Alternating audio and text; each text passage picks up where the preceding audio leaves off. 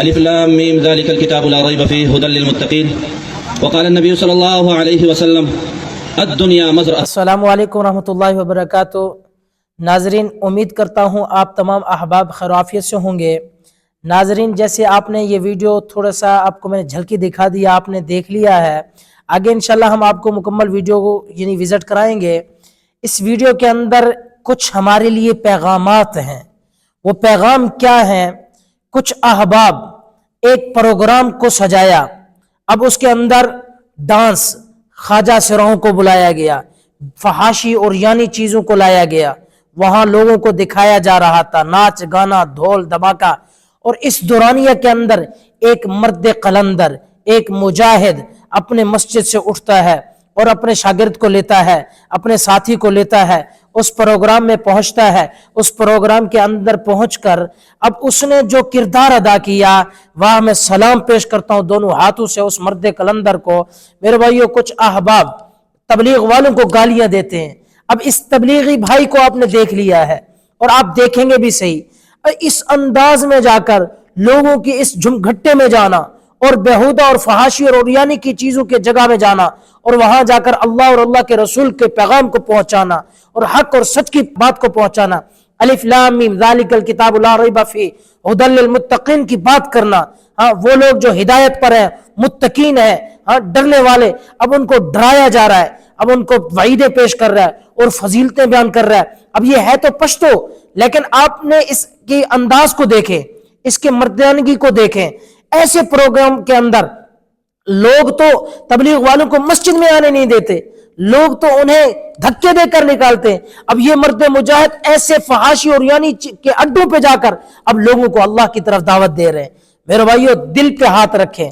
اگر ہم اپنی مسجدوں میں تبلیغ والوں کو نہیں چھوڑیں گے تو میرے بھائیو ہمارے آس پاس کے ارد گرد کے پڑوسی ایسے فحاشیوں اور عریانی کی چیزوں میں مبتلا ہو جائیں گے، ایسے اڈے برپا کر لیں گے، ایسے اڈوں پہ جائیں گے، ایسے اڈوں کو فضاؤں کو عام کریں گے۔ تو میرے بھائیو، لہٰذا میں درخواست کرتا ہوں، اس بھائی نے جو کام کیا، آپ مکمل آگے ویڈیو دیکھیں گے ناظرین، آپ کو انشاءاللہ اس ویڈیو کے اندر وہ درد دل نظر آئے گا، اس نے کیا درد دل پیش کیا ہے۔ تو میرے بھائیو، گزارش کرتا ہوں اس ویڈیو کو آخر تک دیکھنا ہے۔ ناظرین، اس ویڈیو کو دوسروں تک پہنچانا بھی ہے اور لائک اور سبسکرائب بھی آپ نے کرنا ہے تاکہ یہ ساری امت تک یہ بات پہنچے کہ تبلیغ والے ہمارے خیر خواہ ہیں، ہمارے دشمن نہیں ہیں، ہم سے محبت کرنے والے ہیں، جہنم سے نکال کر جنت والا راستہ دکھاتے ہیں۔ تو اللہ سے دعا ہے کہ اللہ رب العزت ہمیں تبلیغ والوں سے اور ان علماء کرام سے ہمیں سچے دل سے محبت نصیب فرمائے، آمین۔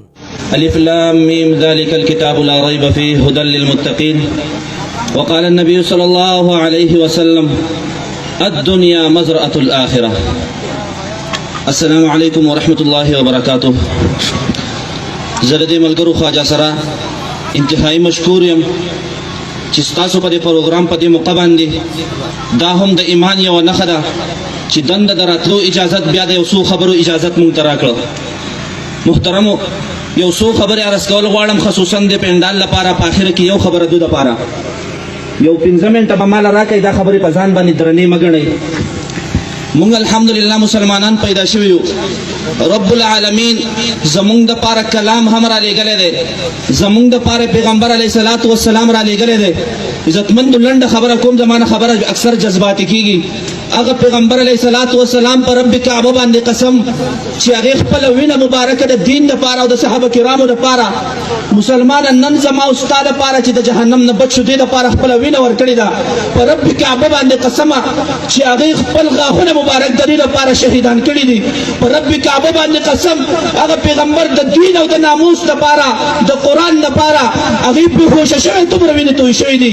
نن محترمو، ما او تا په غفلت کې یو، موږ ته ګناه نشته په دې دومره خبره، دې ته ګناه نشته، صرف او صرف ما او تا شیطان دوکه کړي یو۔ یو عهد کوم ډېر په عاجزانۍ دغه سره دا پټکې تاسو ته ټول ته په خپو کېږدم، عزتمندو، دا خلک د رب العالمین بندګان دي زموږ په شان دي، هسې نه چې د قیامت په ورځ دوی جنت ته لاړ شي، موږ دوزخ ته لاړ شو، هسې نه چې د دوی په بې عزتۍ باندې رب ما او تا جهنم ته ولېږي۔ په رب کعبه باندې قسم پیغمبر علیه الصلاة والسلام وایي د جهنم د ټولو نه کمزوری عذاب دا دی چې هغې انسان ته بعد د اور پڼې په خپو شي او په سر کې به دماغ داسې خوټ کېږي لکه کټوۍ کې چې اوبه خوټ کېږي، نن پیغمبر علیه الصلاۃ والسلام د ناموس لپاره موږ هیڅ ونه کړه نن زموږ مسلمانۍ دومره کمزوري رااله تاسو د پروګرام نه منع کوم خپل پروګرام وکړئ خیر دی خو دومره سوچ پکار دی یا سینا چې زه نن کور ته لاړ شم او زما سترګې پټې شي په کټ کې او زه اوده شم او زما سترګې بیا ونه غړېږي غلې مې سترګې وغړېږي چې زه په قبر کې پروت یم زما د رب باره کې مانه تپوس کېږي زما دین باره کې مانه تپوس کېږي زما د پیغمبر باره کې مانه تپوس کېږي او زه بیا به سل پاس ورکوم یو خبره یاد ساتئ دا ژوند څوک ګرنټي نشي ورکولی چې زما سره څومره سات زندګي ده او انسان به د قیامت په ورځ په هغه حالات کې پاسي په کوم حالات کې چې د مرګ راغی هسې نه په دې مجمع کې موږ له مرګ راشي ټول لپا د عهد وکړو